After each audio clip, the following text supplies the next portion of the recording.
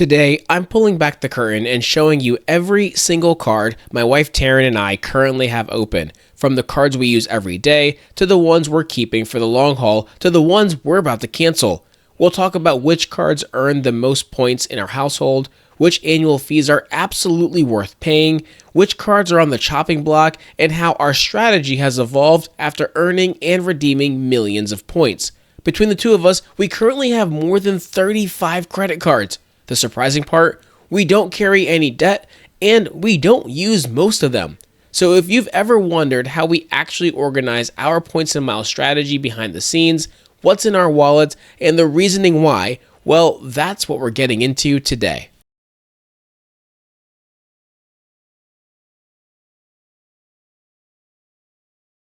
Welcome to the BoldlyGo podcast. I am your host, DeAndre Koch, and it is just me today. I'm excited to go through this topic. I've been excited. I've been wanting to do this for a while and finally have an opportunity to record this episode on what is in our wallets. Before we get into that, a few housekeeping reminders. For those who watch this episodes on our YouTube channel, keep in mind that we do our audio only quick hits that comes out every single Friday. That's going to be your up-to-date news in the world of points and miles and travel. So we talk through latest transfer bonuses, things that you're going to want to know, devaluations, increases, changes, all sorts of things. We talk about that on a regular basis, and that is every Friday on our quick hits. As well as we do have our travel style BoldlyGo Travels channel as well. That's going to be more of our vlog style channel. And we do have all of our timestamps in the show notes. So whether you're listening on Apple Podcasts or Spotify, we have our timestamps so you can move in and out of episodes, whether it's our full-length episodes or our quick hits. And for those who may be newer to our show, have not had a chance to go through our entire catalog, if you have certain subjects you want to look up, like trips to the Maldives or our honeymoon in Fiji and New Zealand, or what are the best episodes for beginners, or talk about mindset, or talk about hotel strategies or flight strategies, well, we do have our podcast library on our site that is linked in our show notes as well. You can go there, you can type in anything, or just hit the hot buttons we already have, like beginner, intermediate, advanced, and it will show you the episodes and take you to the episodes that are directly tied to those subjects. And then lastly, wherever you're listening to this or watching this, please don't forget to give us a 5-star rating and review. Like, subscribe, do all the things, and we certainly appreciate that. Now today, I don't have a bunch of notes. I don't have an outline. I am going to more organically just talk through what is in our wallets. And I literally have my wallet right here, as well as, for those who are watching this on YouTube, I do have my actual card kind of holder, and what it is it's a booklet that I got on Amazon. It's kind of like for holding business cards, but it works really well for credit cards as well. And it's got a variety of different slats and things like that, and it works great for the cards. So I'm going to actually do, and I'm going to go through and kind of one by one talk about what cards do we have. I don't have Taryn's cards physically with me. However, I do track all of her cards in Travel Freely, so I'm going to use that to go through what's in her wallet as well. Now, this isn't going to be a super analytical, broken down strategy of like why I have this card and what the annual fee on it is and all the perks and benefits, because A, we have too many cards to do all that for. That would make this show like 2 or 3 hours long. But B, I want to take you through more so my mindset of what cards do I have, why do I have them, do I think these are cards that we're going to keep, are these cards that we're going to get rid of, and what are our daily drivers? So you can get a little bit more of an idea of how I operate. For those who are new to the show and you're like, why in the world do you have 20 plus cards on you? Well, I don't carry 20 plus cards walking down the street, but I do have certain ones for a different reason. So we're going to talk through our strategy. What I would really love to hear from you guys is feedback on, does it make sense? Would you do anything different? Would you change something? Perhaps a card that I say I'm keeping, maybe you want to get rid of, or a card that I say I'm getting rid of, you think I should keep? Would love to hear some feedback from you. So we're going to start with what's literally in my wallet. This is the wallet that I carry outside of my HSA card and my debit card. What are the cards that I'm carrying around? So I'm just going to pull out this first card in my wallet, and that's going to be my Bilt Palladium Card, which is super shiny and super beautiful. This is honestly probably my new favorite card. I'm not going to lie. the Bilt Palladium card giving me 2x on everything. I never had the Venture X card, and so I pretty much were alternating between different cards in the Chase universe and my Citi Premier card, which I'll get to in a moment. But the Bilt Palladium has been my go-to card now for all personal spend. So this is what I'm typically using for my Amazon transactions or just different things like that. From online shopping, it's not for a business purpose, nothing I'm going to write off. I'm using my Bilt Palladium. When we got this card, if you heard back a few months ago when this card came out, I basically at the same time was looking to get a home standby generator put in. We used this card for that purchase, and it was great because the contractor we used didn't charge any credit card fees for this installation for our generator, as well as they ran some gas lines so we can convert our stove from electric to gas. It was fantastic. Was able to use a credit card, not pay transaction or credit card fees for it, and I got almost 3x on the entire purchase. The reason why I say almost 3x is because of the points accelerator with Bilt. I was able to do 5,000 at a time, and I was able to actually get the contractor to break up a couple of those payments. He didn't do all of them, but he did a couple of those payments. So I was able to get the $5,000 accelerator multiple times. So I got 3x points on the majority of my spend for the generator. Now, because of that, I'm pretty much almost tapped out. I think I'm on my last 5K for the rest of the year on the accelerator for the year. So I would say for the most part, I've been getting not just 2x, but actually 3x on this card, which has been great. The transfer bonus to Japan Airlines, 100%. I took advantage of that. I only had this card for about 3 weeks before that came up. Maybe it was 4, and already had 90,000 points that I could get transferred over to Japan Airlines, converted into basically 180,000 Japan Airlines miles. So this is honestly probably my favorite go-to card. There's a lot of additional perks with Bilt that I'm not honestly super excited about. What I mean by that is like their hotel credits and other things. I don't really see a ton of value in that. That's not why I think whether I'm going to keep this card. I believe the fee on it's $4.95 or not. Honestly, just the points accumulation I'm getting from it, absolutely worth it for me. Now, my next card I just referenced that I just pulled out of my wallet, again, this is in my wallet every single day, is my Citi Strata Premier. Now, before the Bilt card, this was what I was going to as kind of my daily driver. This is our go-to card for groceries. Neither of us have the Amex Gold, so this has been our go-to card for groceries. Gets 3x on groceries, as well as 3x on gas and EV charging, and pretty much 1x everywhere else. And for dining out as well, 3x. So this was a card that I was honestly using for my gas, for my groceries, for my dining out. I have my main vehicle is a Rivian electric truck, so I charge at home, so I'm almost never really getting gas. But if I do have to get gas, I do use this card. Maybe for rental, well, actually, typically when I'm renting cars, it's a business expense, but you get what I'm saying. This is the card that I would use, and again, this is what we use tied to like our Instacart for groceries and other things.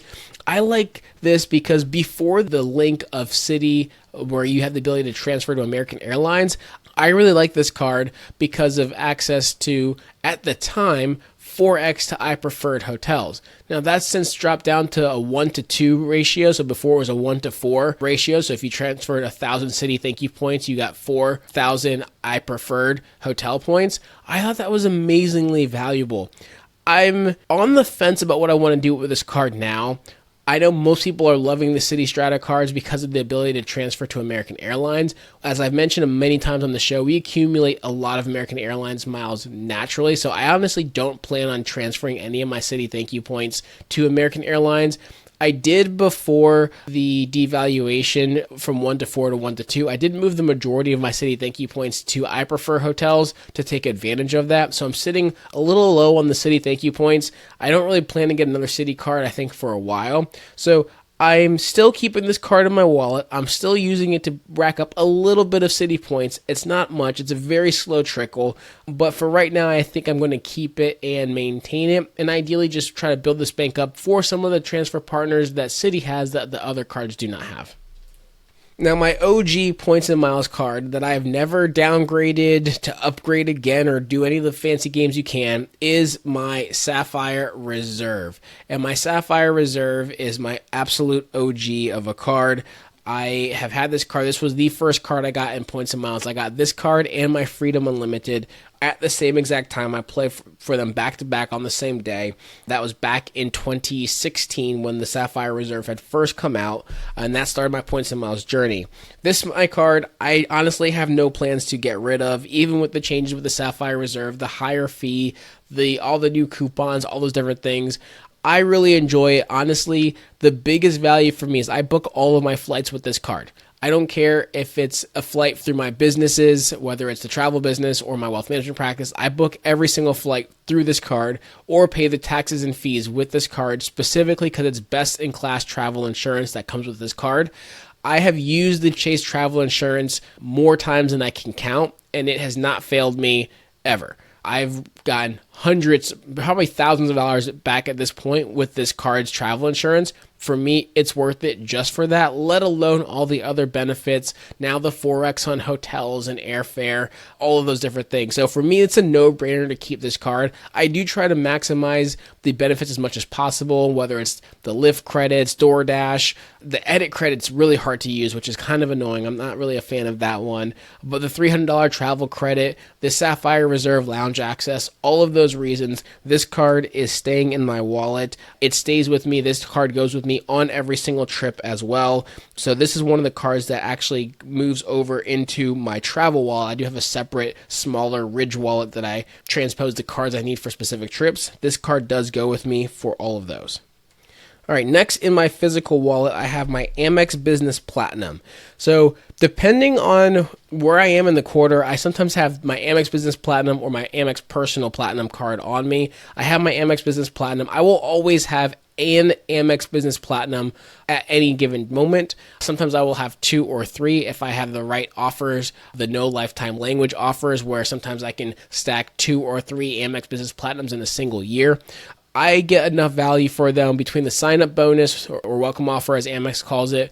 On average, I'm averaging probably between 200 and 250,000 welcome offer points per card. For me, that's an absolute no-brainer to keep this card for 12 months after the renewal fee hits in the 12th month or at the end of 12 months. That's when I'll debate whether I get rid of it or not.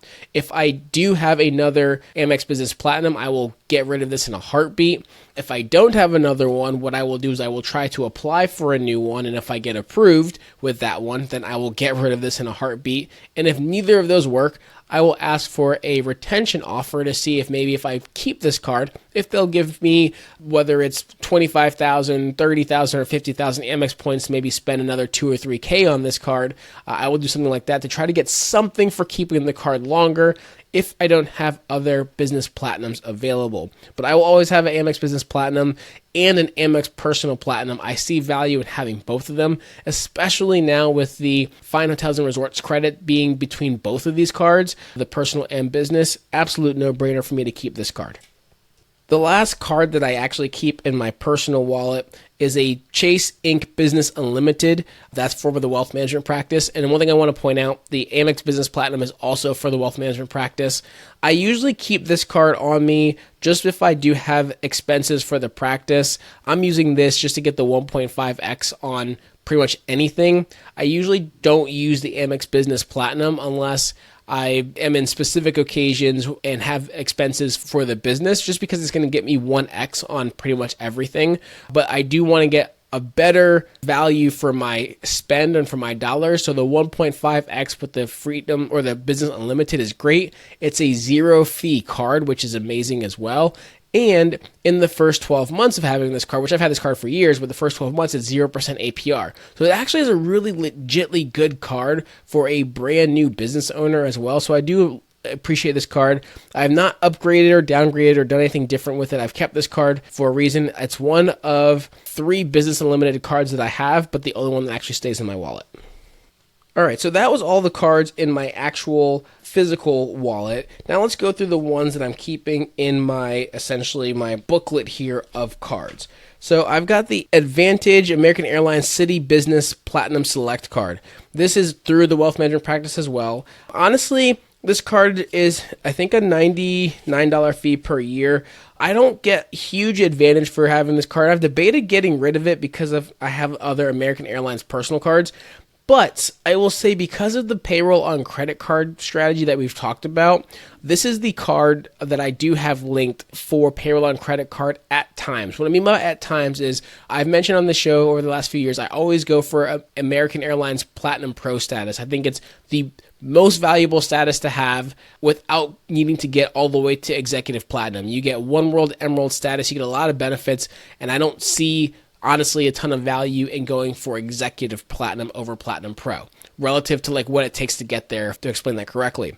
So with this card though, because Zelle Money often requires you to have, and that's a platform to earn credit card points with your payroll, because you have to have a card now at least that matches your business, this has always been the card that I've used. So if I'm $10,000 shy, let's just say of hitting Platinum Pro, it's easy for me to put a payroll cycle on here and boom, I've got the 10,000 spend I need at the end of the redemption year or the awards year for American Airlines, which is great because instead of being calendar year, you have the ability to earn all the way through February of any given year. So I can really game plan if I'm going to be putting spend on this card for that status. So that's the one main reason why I'm maintaining this card, and it's worth it for the $99 fee on it. As well as, I know it's not going to give me a special multiplier, so for those asking, no, I don't get 2x or 3x on the Zelle Money, but for me, the value of making sure I hit that Platinum Pro status is much more worthwhile than getting the amount of multiplier I need. And it's also an easy way as well to rack up some American Airlines points or miles if I need them for a great redemption. So the next card here is going to be my Hilton Honors Aspire card. I got this last year in preparation for our honeymoon. I plan to keep this card. I do think it's a no-brainer to keep with the free night certificate that you get every single year and Hilton Diamond status given to you. For those two reasons alone, yeah, it's an expensive card, but those two things are honestly worth the expense to me. I'm fantastic with just keeping that card kind of case closed because of those two things. Third card in this wallet is my Business Unlimited, so another Chase Business Unlimited, but for my investment property business. So this, I have an LLC. I've had investment properties over the years. I still maintain one now. And basically, if I do have expenses for that, I will use this card for that. It's a zero fee card. It doesn't hurt me to hold anything onto it, and it's basically used when needed. So that's pretty much it. It's the only card that I actually have for that business. Now, I've got 3 Amex Business Gold cards. One is for my partnership LLC. That's a separate LLC that I have with another business partner that's connected within the wealth management side of things. And so without getting too much into the organizational structure too much, the Truicity Wealth Management brand is my own, but brought in a partner a couple of years ago. She's an advisor. She's, I think, 11 years as an advisor. I'm 15 myself. And so we have a separate partnership that we run the entity through, basically. So we have an Amex card there, and so we have the ability with Amex, she's an authorized user, I have the ability to send points in her direction, not to her Amex account, because you can't send Amex to Amex, but I can transfer points to her Emirates account as an example, or to her British Airways account or something along those lines. I do have 2 other Amex Business Golds in here, and I keep them different colors. So I have a gold, a white gold, and a rose gold. So I have the whole spectrum of them. The other 2 are for the wealth management practice. Now, these honestly were just deals that I got letters in the mail or saw something online. Amex said they would approve me, and I think I got between 150 and 200,000 Amex points each time I did them.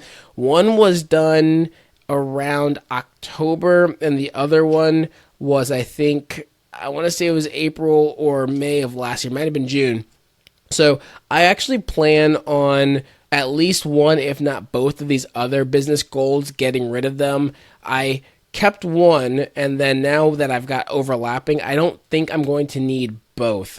I'm pretty positive I'm going to definitely get rid of one. I may get rid of the other. I think the ChatGPT for business opportunity, that's something I'm looking into. If there's a way to kind of port over my account on the personal ChatGPT to the business side, then that can make ChatGPT free because of having this business card. But I'm still evaluating. Jury is out on whether I want to keep at least one business gold card or if I just want to scrap both of them.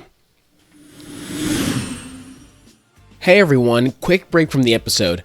If you're enjoying the show, make sure you're subscribed on whatever platform you're listening on so you never miss an episode. And if you've gotten any value so far, it would mean the world if you left a quick rating or review. It helps more people discover the show and keeps us motivated to keep creating great content. Also, if you're feeling stuck or want help with points and miles, whether it's picking your first card, planning a big redemption, or even having someone book it all for you, we've got you covered. There's a link in the show notes to schedule a free points and miles consultation. Just fill out a quick questionnaire, tell us your goals, and we'll take it from there. And don't forget, our newsletter and private Facebook group are great ways to stay on top of breaking news, updated card offers, and tips that don't always make it into the podcast. You'll find those links in the show notes as well. Now, back to the episode. Next card here is my personal Amex Platinum card. I'm not getting rid of that. Fine Hotels and Resorts credit, the Uber credits, just all the benefits with this card. This one I've had since, I think I got this reserve in 2016, and I think I got my first Platinum card in 2020. So yeah, I'm not getting rid of this card. I think the fee is very easy to get value for this fee with no problem at all. I don't even ask for retention offers with this card. Honestly, I keep it. I have no problem with it. It doesn't bother me at all. The next is I have a Spark business card for my wealth management practice. This one's good because I get 2x on everything. It's kind of my only Capital One card that I personally have. I put a little bit of spend on this card, gets me 2x. I don't have a ton of Capital One points, but I slowly racked them up. I put certain transactions on this card, specifically some reoccurring transactions every single month. I honestly can't remember, and again, I'm not doing a deep analysis. I can't remember if this card has an annual fee. I don't believe it does, and I also don't really get much value out of it except for the 2x points on the business spend side of things, so I don't really use it too much. It kind of sits in my wallet. Again, some reoccurring expenses on there. I'm slowly trickling and getting Capital One miles over time, but that's not really a bank I'm focused on at all, so it just kind of is what it is there.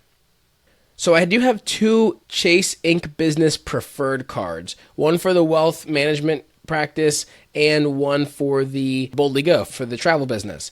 And so for BoldlyGo, basically, I should say for both of these, I try to put most of my travel related spend on these cards outside of the airlines. I already mentioned the Sapphire Reserve is great for that. So when I am traveling, I usually am bringing one of these cards, if not both, with me for travel expenses specifically. And as you guys have heard me say many times on the show, for the payroll on credit card standpoint, this card gets 3x on Zelle Money. And it also gets 3x on plastic, I believe, as well.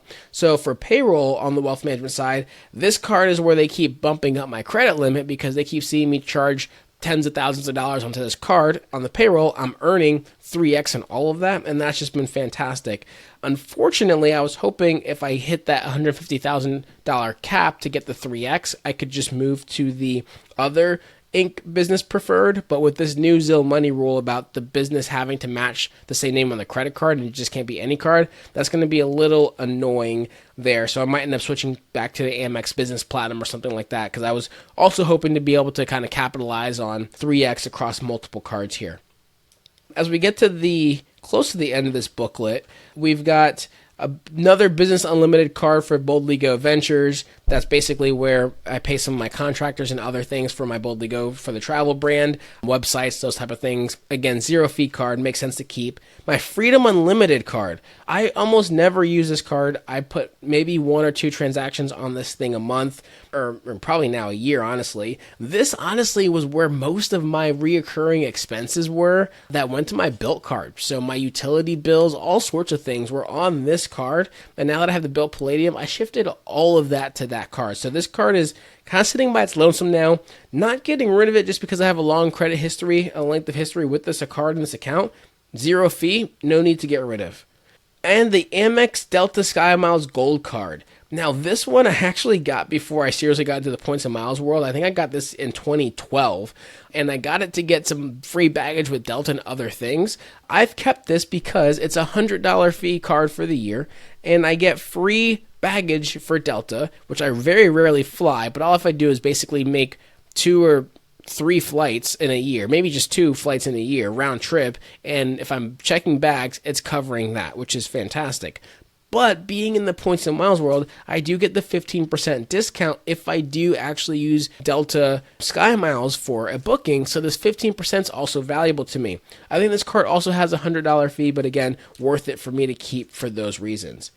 Now, here's a card I know I'm getting rid of, and that's the Sapphire Business Reserve card. Got this card last year, the elevated 200,000 point offer, and it was great. I think the sign-up bonus was great, but the perks of this card, honestly, just don't interest me at all. The edit credit, as I mentioned on the regular reserve, hard to use. Some of the other benefits, I just don't think this is a great card. I can also go ahead and tell you Taryn has this exact same card.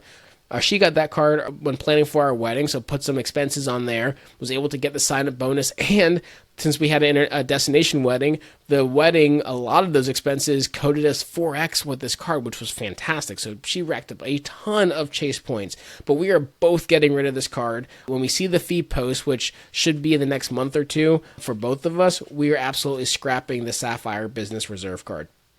Now, we both also have the new Citi Advantage Globe card, and I like this card. I think the fee on it, I believe, is $350 a year. And again, guys, I can't remember all of these things. I have numbers in my mind all the time from a planning standpoint, so I try to remember what these cards are, and I'm not doing an in-depth analysis right now. But this card is valuable to us for, honestly, two reasons. A, because we fly American Airlines so primarily, and because we have to connect everywhere because we don't live in a major hub, this card is very valuable because every 4 flights we take on American Airlines, we get 5,000 loyalty points, up to 15,000 total as a bonus.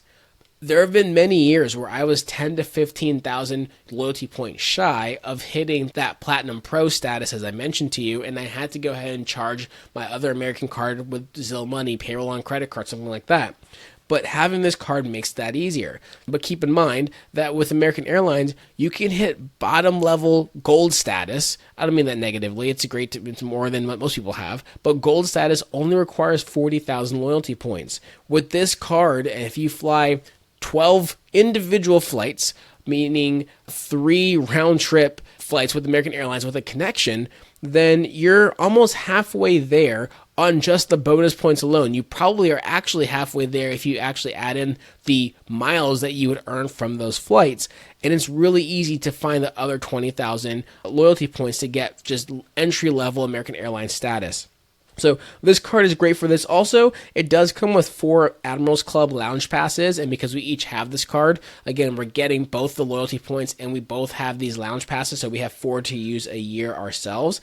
I think that's going to be helpful because there's times when the Centurion Lounge is just crowded. There's a line, there's a wait, other lounges are full, and sometimes it's just easier to just pop into an Admirals Club lounge and be able to use that. So this card for me, we both just got this card. I think I got this a couple months ago. She got hers in October and November. We're absolutely both planning on keeping this card for the foreseeable future.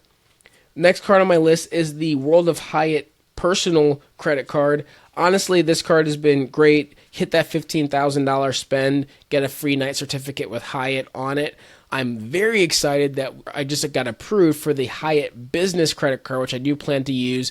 It's for the wealth management practice, so I plan to use the payroll on credit card for that.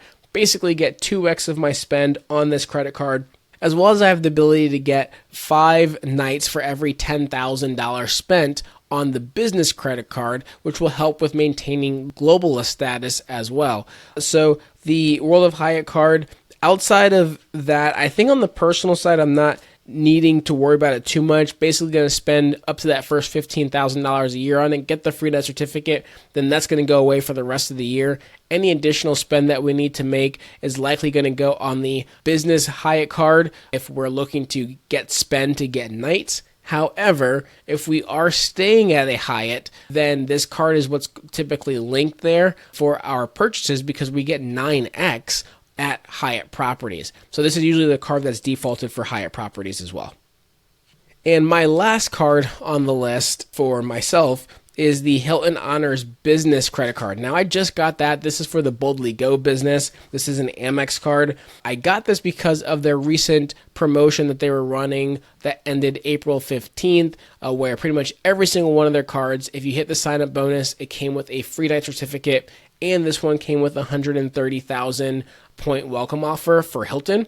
I don't know if I'm going to keep this one long term. I'm definitely going to at least keep it the 12 months as always, and then reevaluate next year to see if I want to keep it. Because we will get this free night certificate, it's worthwhile. I do think it's one, though, after 12 months, I'm probably going to get rid of, but I'll probably do a little bit more research and confirm and make sure that that makes sense.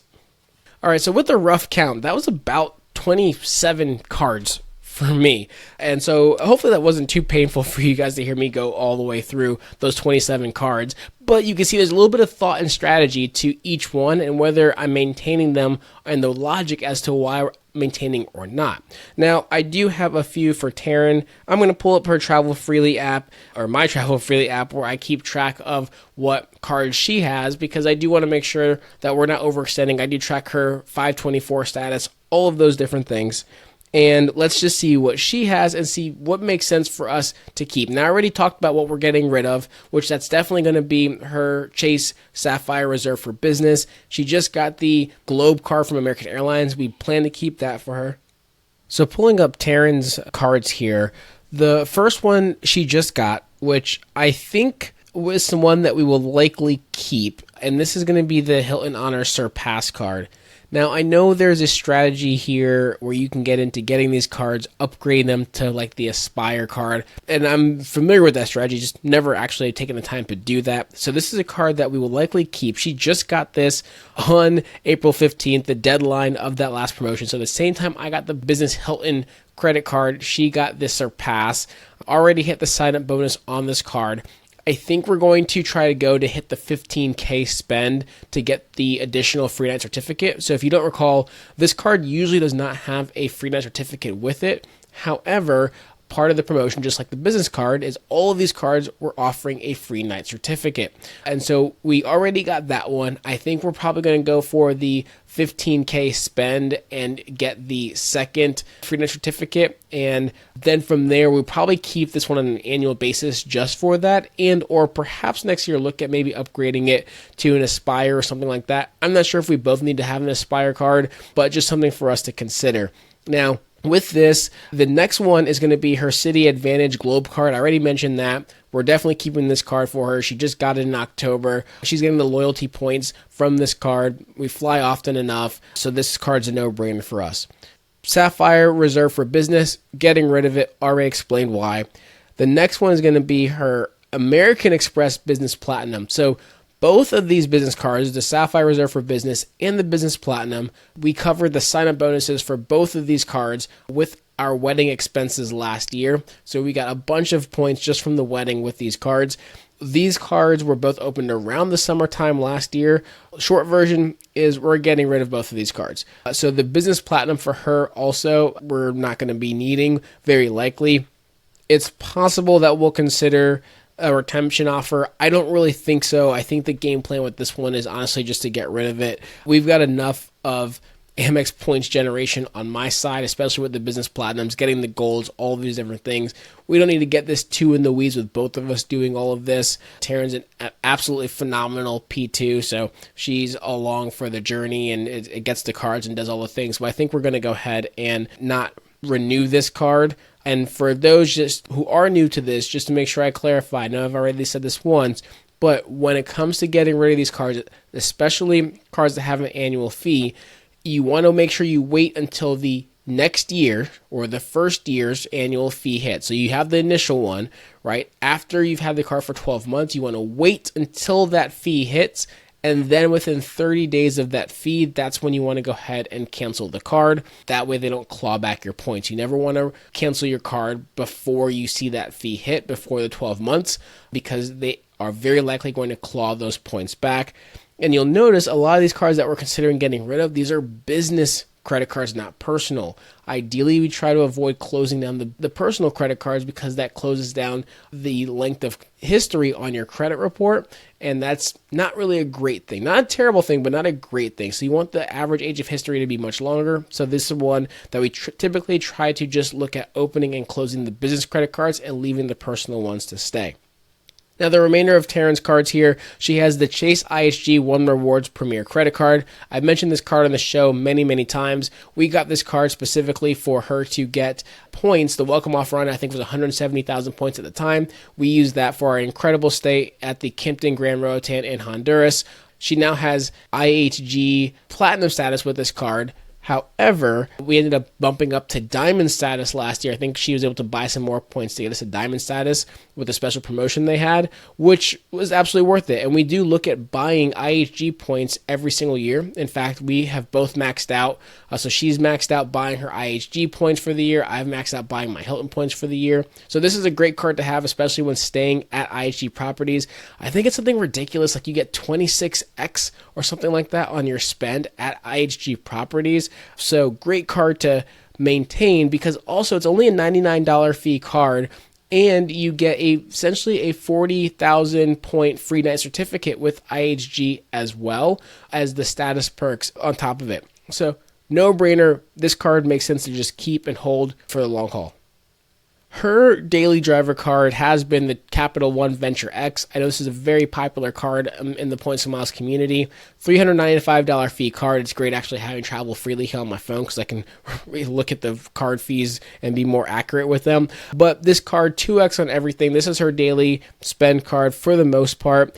On this card's a no-brainer to keep. You get $300 worth of travel credit through the Capital One travel portal, as well as 10,000 points on your anniversary, which are basically worth $100 on their own. So this card pays for itself. Easy to be said and done with this one. Don't have to think too much about it. The Chase Sapphire Preferred, this card, she needs to keep her Ultimate Rewards points in general. We'll be moving, although I know we don't have to technically, but we'll be moving her Sapphire Reserve points over to the Sapphire Preferred before we close down the Sapphire Business Sapphire Reserve.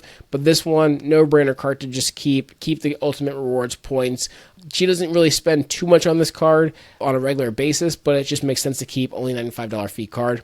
And then the last one for her is her Amex Platinum card, her personal Amex Platinum card. This one she will be keeping as well. This is basically her gateway into Centurion lounges and everything else. So because we both have separate Amex Platinum cards, we don't have to deal with the guest rules for Centurion Lounge, as well as the Fine Hotels and Resorts benefits.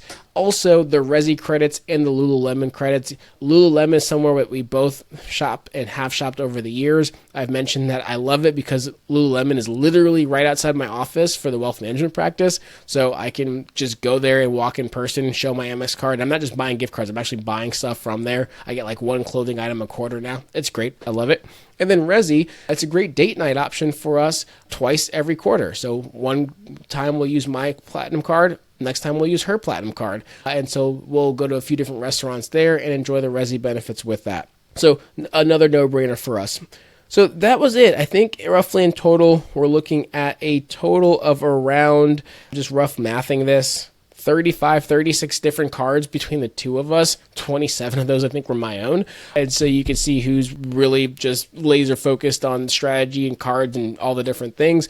But we have our systems in place and our thought processes around it. And we have our cards that we want to keep and our cards that we want to get rid of.